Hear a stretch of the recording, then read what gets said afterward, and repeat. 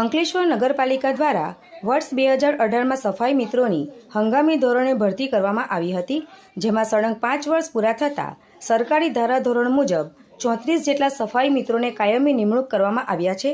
જે અંગે આજરોજ નગરપાલિકાના સભાખંડ ખાતે નગરપાલિકાના પ્રમુખ લલિતાબેન રાજપુરોહિત, ચીફ ઓફિસર કેશવ કોલડિયા, કારોબારી અધ્યક્ષ નિલેશ પટેલ, નગરપાલિકાના ઉપપ્રમુખ ભાવેશ કાયશની ઉપસ્થિતિમાં સફાઈ મિત્રોને કાયમી નિમણૂક પત્રો એનાયત કરવાનો કાર્યક્રમ યોજાયો હતો, જેમાં 34 જેટલા સફાઈ મિત્રોને ઉપસ્થિત મહાનુભાવોના હસ્તે કાયમી કરવાનો હુકમ એનાયત કરવામાં આવ્યા હતા।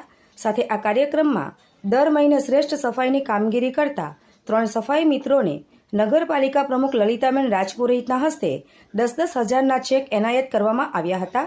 આ કાર્યક્રમમાં સેનેટરી વિભાગના ચેરમેન સુરેશ પટેલ, નગરપાલિકાના સભ્યો અને શહેર ભાજપ પ્રમુખ ધર્મેન્દ્ર પુષ્કરણા તેમજ તત્કાલીન શહેર ભાજપ પ્રમુખ નરેન્દ્ર પટેલ અને વાલ્મીકી સમાજના પ્રમુખ ધર્મેન્દ્ર મહેડા સહિત સફાઈ મિત્રો ઉપસ્થિત રહ્યા હતા। મારું નામ જયેશ જે ગુજ્જર છે।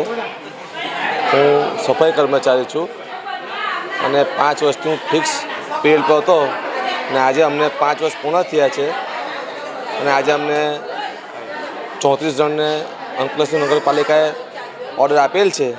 એ બદલ નગરપાલિકાનો ખૂબ ખૂબ અમે 34 જણ આભાર માનીએ છીએ અને સરકારશ્રીનો પણ આભાર માનીએ છીએ।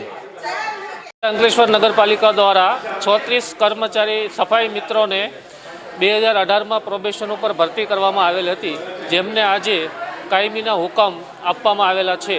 હવે પછી આજે 34 કર્મચારી સફાઈ મિત્રોને પીએફના તેમજ રજાના જે કાયમી કર્મચારીઓનો લાભ મળે એ લાભ પણ મળવાપાત્ર થશે। આજ રોજ અંકલેશ્વર નગરપાલિકામાં 34 કર્મચારીઓને ફિક્સ પગાર ઉપર લીધેલા હતા। આજે એમને કાયમી કરવાનું નિયુક્તિપત્ર આપવામાં આવ્યું છે।